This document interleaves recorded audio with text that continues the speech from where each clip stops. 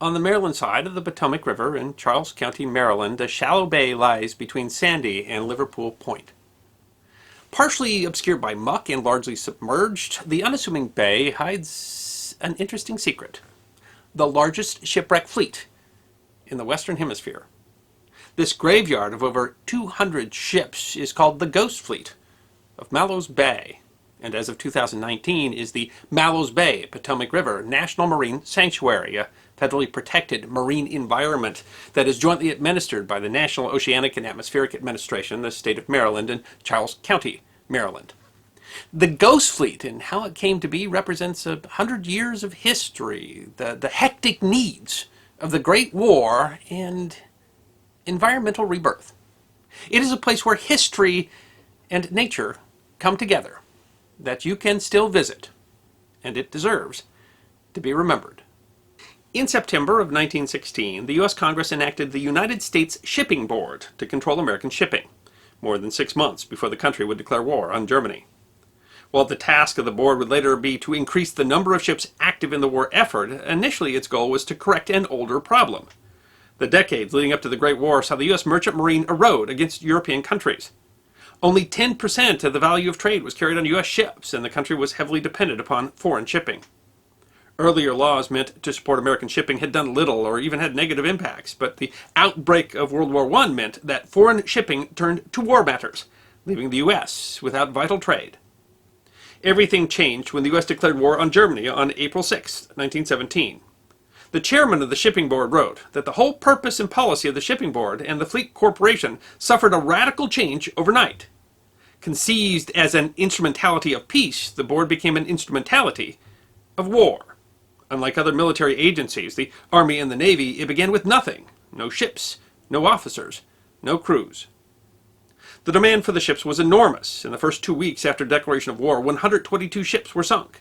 Shipyards abroad couldn't keep up with the demand. To meet the sudden and unprecedented demand, 10 days after the declaration, the Shipping Board established the Emergency Fleet Corporation. Almost immediately, problems arose. The head of the Shipping Board, William Denman, had no control over the EFC except to sign contracts, while the general manager, General George Washington Goethals, who had been the chief engineer that oversaw the construction of the Panama Canal, had all other powers. The functioning of the whole project required that they work in tandem.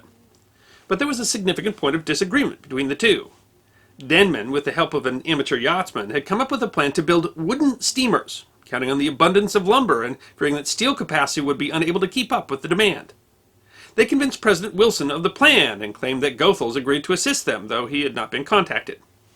When the White House announced the participation, he grudgingly agreed, largely because his refusal would have been a public relations disaster. However, Goethals quickly came to the conclusion that the wooden ship program was impractical and pointless. The plan called for 1,000 wooden steamers, but the designs were too small and slow to be effective, and they could not efficiently be mass-produced. Goethals instead encouraged the mass production of steel vessels using standardized parts that could be manufactured across the country. This disagreement bubbled into a public debacle. The Denman-Goethals disagreement, coupled with the flawed management system, meant that neither was able to actually institute the program. Denman had no control over the EFC's operation, but Goethals could not sign contracts to build the ships. 3 months after the creation of the commission, the president was forced to accept the embarrassing and public resignations of both men. Finally, the general manager position was abolished entirely, and a new post of director general was created and given to Charles Schwab, a steel magnate, who could give total attention to the EFC. Early controversy aside, the Emergency Fleet Commission took action quickly. All steel ships of over 2,500 deadweight tons under construction in the U.S. were requisitioned by the government. The government planned to direct all shipbuilding towards its own interest rather than commercial or even allied customers. Many of the over 400 ships the EFC requisitioned had been ordered for war service by the UK, and despite complaints from both the shipyards and international interests, the plan was moved forward. The UK would have to be satisfied that the ships would be used for the war effort. Any enemy ships already interned were seized, and U.S. ships were commandeered, with their operators become part of the emergency fleet, including ships involved in the shipping on the Great Lakes. The Commission had begun expanding capacity, as it was clear that the existing yards would be inadequate. Foreign yards in China and Japan were contracted to build ships, while American companies were contracted to build new yards called agency yards that would build prefabricated ships. 4 government-financed yards would ultimately be responsible for 25% of the new steel-fabricated ships. 189 companies across 26 states would contribute to the effort. While the program moved fast, it took time and significant funds for the new yards to reach full production. Most notorious was the work at Hog Island. Hog Island, originally purchased from the Lenape people in 1680, supposedly takes its name from the pigs which roamed freely on the island in its early days. In 1917, the EFC contracted a company to build ships and a new shipyard on the island. At its height, it was the largest shipyard in the world, with 50 slipways used to launch ships into the water. It would build over 100 ships that became known as Hog Islanders, designs 1022 and 1024, used as cargo and troop transport ships. The experiment at Hog Island was unique in that it was the first shipyard built to mass-produce ships based on prefabricated parts. The Hog Islander ship designs focused on mass production and utility, leading to ships that were widely considered ugly, with an unconventional squat appearance, meant to be symmetrical from the sides, in the hopes of confusing the enemy by making it difficult to tell which direction the ship was moving. While the concept and experiment were modern, in practice building the yard and ship simply took too long.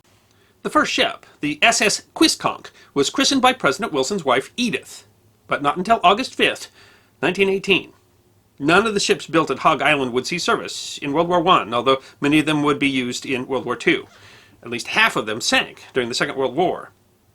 Allegations of fraud flew, and some charges were even filed. The ramp-up in production also created an immediate glut of ships after the armistice, causing economic issues. Perhaps the most notable or notorious controversy was with the wooden ship program. The goal of the wooden ship program was to build 1,000 steamships in just 18 months. One official bragged that the U.S. would build ships faster than Germany could produce torpedoes. Ultimately, 189 companies would work to build ships and compete for the fastest time. The Aberdeen was completed only 17.5 days after construction began.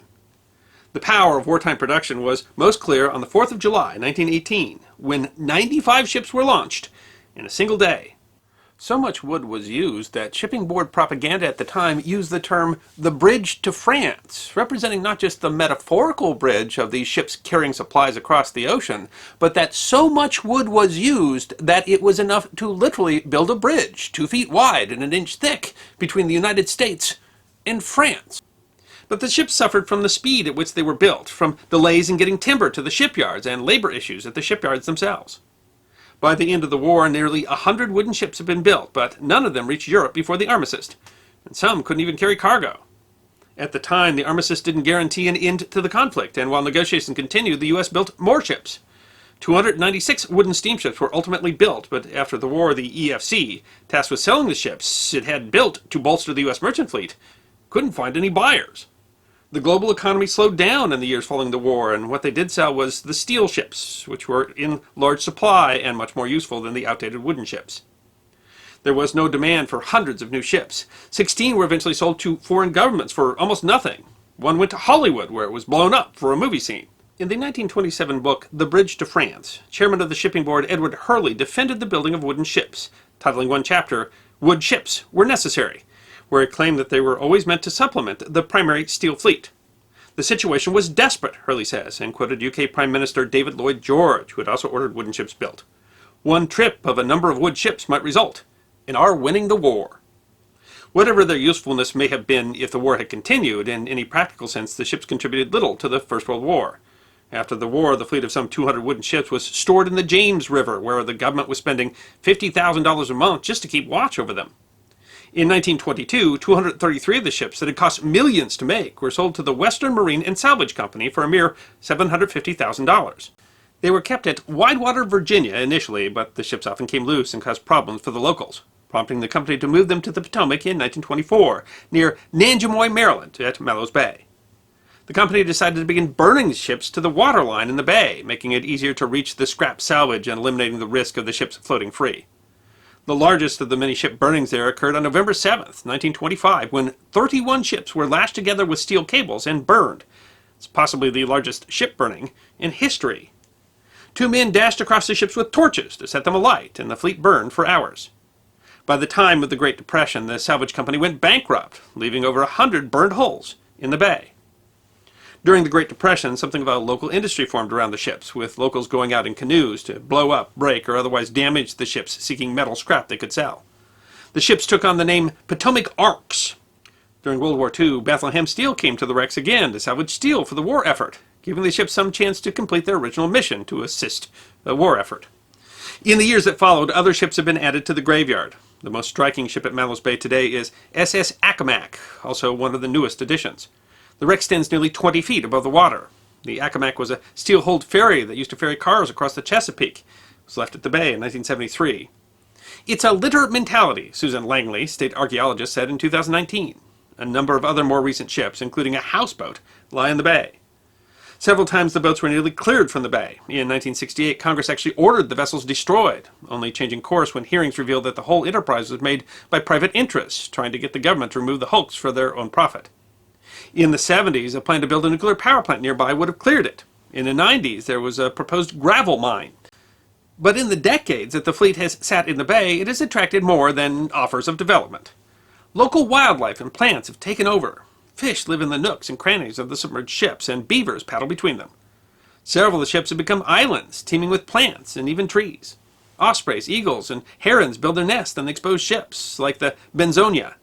The site is also home to a Revolutionary War-era longboat, numerous barges, and 18th century schooners. It's also a significant site to local Native American tribes. In 1969, the Santa Barbara oil spill brought attention to the plight of marine habitats, leading to the passage in 1972 of the Marine Protection, Research, and Sanctuaries Act.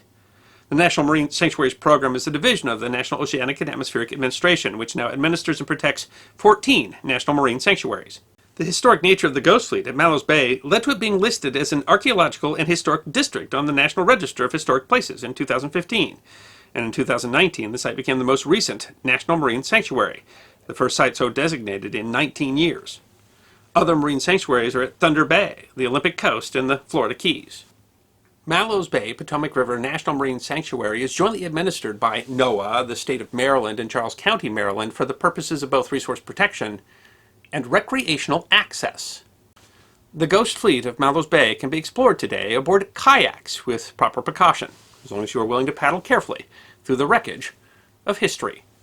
While the ships of the Emergency Fleet Commission ultimately failed to make a difference in the Great War, they did demonstrate the enormous potential of the still nascent industrial capacity of the isolationist United States. And their construction was part of the rapid industrialization that would transform the United States into the industrial powerhouse of the 20th century. In addition to being on the National Register of Historic Places, the site is listed as a national treasure by the National Trust for Historic Preservation. The Ghost Fleet of Mallows Bay is a reminder of one of the most unique shipbuilding programs in history, and the wooden hulls now litter a bay that they have come to define. The site shows history as a part of nature. You can learn more about NOAA's more than 200-year history at www.noaa.gov/heritage. I hope you enjoyed this episode of the History Guide, short snippets of forgotten history. And if you did enjoy, feed the algorithm by making a comment or clicking that like button. If you have suggestions for future episodes, please send those to our suggestions email box. Check out our webpage at thehistoryguide.net. And of course, we're on Facebook, Instagram, and Twitter. You can book a special message from the History Guy on Cameo and check out our merchandise at teespring.com. And if you'd like more episodes of Forgotten History, all you need to do is subscribe.